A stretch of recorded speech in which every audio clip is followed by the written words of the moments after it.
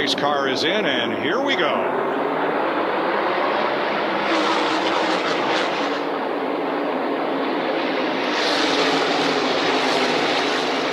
Gibbs looking to the outside of Kyle Larson for the lead off of 2. Well, I think Kyle Larson's just in that tire conservation mode. I think he's going to listen to Cliff Daniels and just back his pace off and try to save his tires. And Ty Gibbs just took off there and passed him.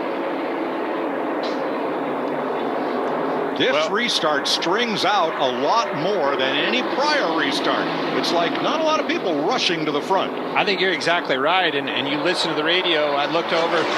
Cliff Daniels told Kyle Larson about a 1670. I think will be plenty. That'll be some reserve for the end of this race. Let them go. If they want to take off, I remember Martinsville. My first race in Martinsville, Tony Stewart passing blew his doors off. Kevin put a straightaway on and thought, ha, he ain't so bad after all. I was a lap down by the end of that run. Well, that's what's going to happen right here. If you don't save your tires and pace yourself, and you can see at the front of the pack, this is just like a late model stock race at a worn out racetrack. These guys are checking up the pace. They're side by side. Josh Berry one of the very best at late model stock racing in this country. Going to try to position himself, and I wouldn't be surprised if he just tries to back up and run the pace of the leader now that he's got his track position. Shot that gap. I think that's the key. You know, if I can get to the lead like Ty Gibbs, now I want to back it up. Yeah, and that lap right there, you can already see Josh Berry ran a 16.5 on the last lap, backed up to 16.70. Now he's just content to ride right there. Martin Truex is not content. He wants the lead from his Joe Gibbs Toyota teammate and takes it. And he's not even going to pressure him. Ty Gibbs is not going to pressure him at all because he wants to run that pace. He's got the track position that he's happy with, and these guys are going to start pacing themselves to try to make these tires last longer. Well, that's where you got to discipline yourself behind this wheel.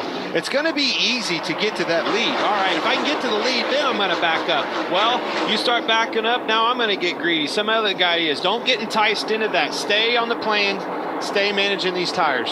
Truex becomes the 10th different leader today. 20 lead changes so far.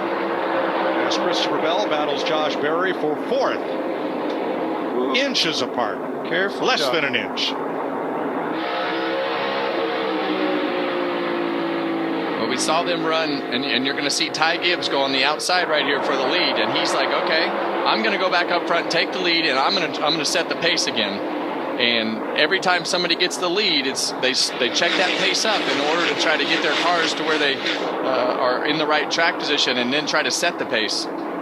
Race pace has fallen off about 0.7 of a second from where we were at this stage on the last green flag run, and the 4 Gibbs cars are in 4 of the top 5 spots. Yeah, that's management. They can take off, and you can see it at will. If you want to go lead this race, have at it.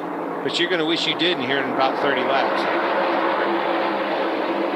A second difference from this takeoff of this run versus the last.